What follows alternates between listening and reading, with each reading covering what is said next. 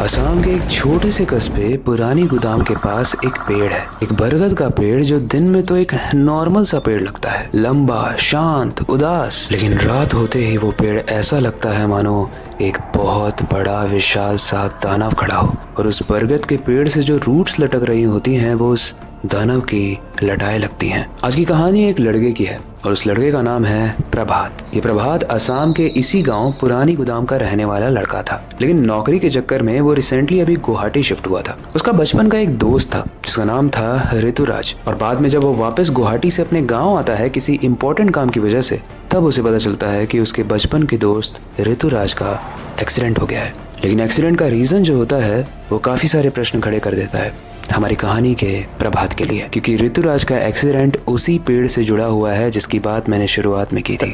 इन कहानी में आगे बढ़ते बढ़ते ये राज खुलेगा, लेकिन डर भी लगेगा। लेकिन आगे बताने से पहले, हेलो गाइस, मेरा नाम है अविनाश कुमार और आप देख रहे हो हॉरर स्टोरीज।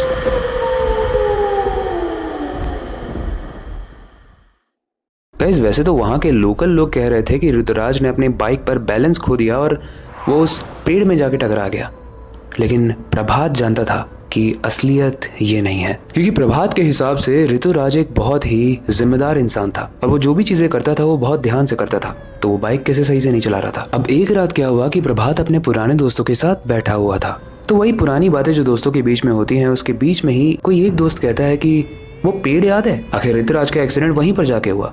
उसके बाद एक और बंदा बोलता है कि ऋतुराज का एक्सीडेंट आखिर उसी पेड़ के पास जाके हुआ था। फिर एक लड़का बोलता है कि अरे ये सब कुछ नहीं होता, उस पेड़ के पास, उस रोड के पास रोज कुछ ना कुछ तो जरूर होता रहता है। लेकिन वहीं पर बैठा एक बुजुर्ग आदमी इन लोगों को काफी देर से ऑब्जर्व कर रहा था, और थोड़ी देर के बाद वो इनके पास आता है और बोलता है कि तुम लोग समझते क्या हो, वो बस एक पेड़ है। प्रभात और उसके सारे दोस्त बोलते हैं, है तो वो पेड़ ही ना भैया। प्रभात बोलता है, आपको इतना ही पता है तो हमें बता दीजिए, हमारा दोस्त मर चुका है, हम उसी बारे में डिस्कशन कर रहे हैं और आप बिना मतलब के घुसे जा रहे हैं। लेकिन गाइस, वो बुजुर्ग आदमी उस पेड़ की असली कहानी जानता था, और यही कहानी वो इन सबको बताता है। गाइस, ये बात उन दिनों की है जब बर्मा ने असम पर हमला किया था। पुरानी गोदाम उस वक्त एक छोटी सी बस्ती हुआ करती थी। जब बर्मा के फौजियों ने असम पर अटैक किया तो इस गाँव के लोग भाग नहीं पाए थे।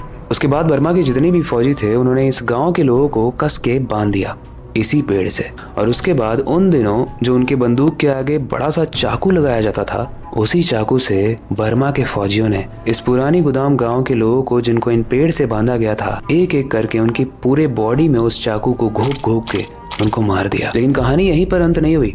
जो लोग जख्मी बचे हुए थे, जो उस पेड़ पर बंधे हुए थे, उनको मेडिकल हेल्प नहीं दी गई, बल्कि लकड़ियां इकट्ठी की गई और सबके ऊपर लकड़ियां रखकर उस पेड़ में आग लगा दी गई। और ये काम सिर्फ एक या दो लोगों के साथ नहीं किया गया, लगभग 20 से 25 लोग थे और उन सबको ही जलाकर मार दिया गया। उस पेड़ में लगी आग जलती रही और उन लोगों की चीखें भी सुनाई देती रही, लेकिन किसी ने भी उनकी हेल्प नहीं की। ऐसा माना जाता है कि वो लोग जो उस पेड़ में जलकर मरे थे, उनकी चीखें और उनकी रूह सब उस पेड़ में कैद हो चुकी हैं। और यही रीजन है कि वो वक्त था और आज का वक्त है। तब से लेकर अब तक जितने भी लोग उस पेड़ के पास से गुजरते हैं, स्पेशली रात को, क्योंकि रात में सन्नाटा होता है, उन्हें किसी की चीख की आवाज आती है, किसी के चलने की आवाज आती है, और कई बार तो उस पेड़ से लटाएं निकलकर पूरे इंसान को ही निगल जाती हैं। और वो बूढ़ा इंसान बताता है कि तुम्हारा ऋतुराज भी उसी पेड़ में मरा है, कोई एक्सीडेंट में नहीं।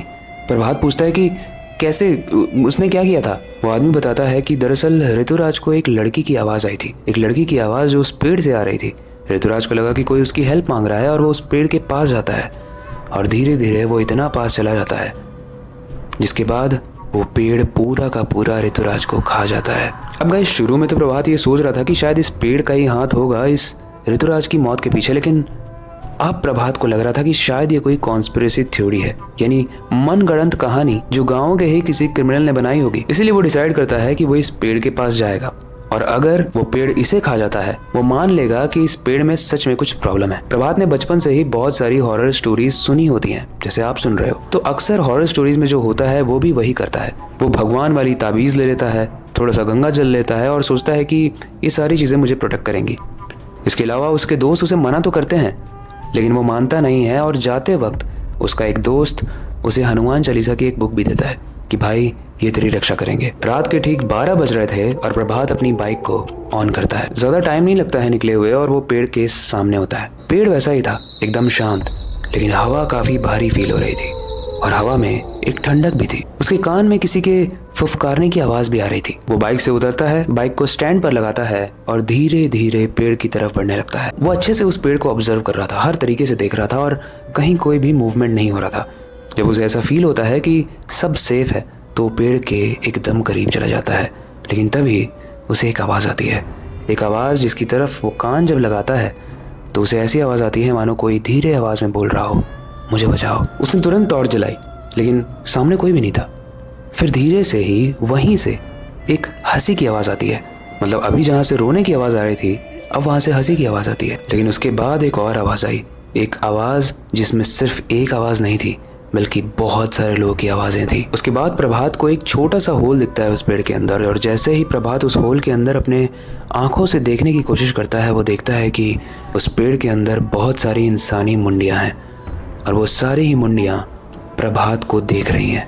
ये डरावना मंजर देखने के बाद प्रभात एकदम बेहोश हो जाता है। अगली सुबह जब प्रभात की आंख खुलती है तो वो अपने आप को हॉस्पिटल में पाता है। लेकिन इस कहानी में ट्विस्ट ये है कि वो जिंदा तो बच गया था, लेकिन वो पागल हो गया था। वो अपनी आंखों को ब्लिंक भी नहीं कर रहा था, झपक भी नहीं रहा था अपनी पलकों को, और बस बचाओ बचाओ बोले जा रहा था। एंड गाइस, यही है इस डरावने पेड़ की कहानी।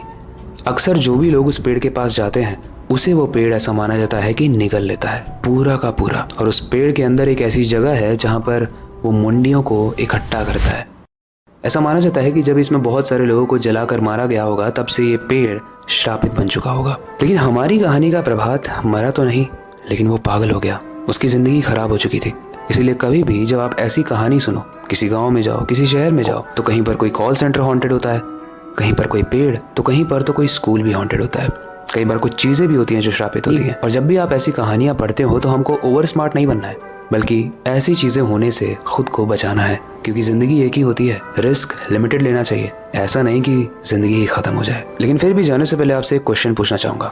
अगर कभी आप असम जाते हो तो क्या आप इस पुरानी गोदाम के पेड़ के पास जाना चाहोगे? हमें कमेंट सेक्शन में हाँ या ना में अपना उत्तर जरूर देना, क्योंकि हम आपके सारे ही कमेंट्स को पढ़ते हैं। बाकी अगर आपके पास कोई सजेशन है जिसे हम नेक्स्ट स्टोरी में कवर कर सकते हैं तो आप हमें कमेंट सेक्शन में ज़रूर बताना। आई होप आज की स्टोरी आपको इंटरेस्टिंग एंड डरावनी भी लगी होगी।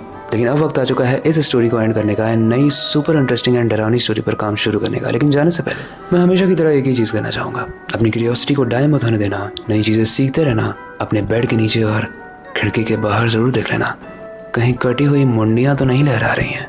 मिलते हैं अगली वीडियो में।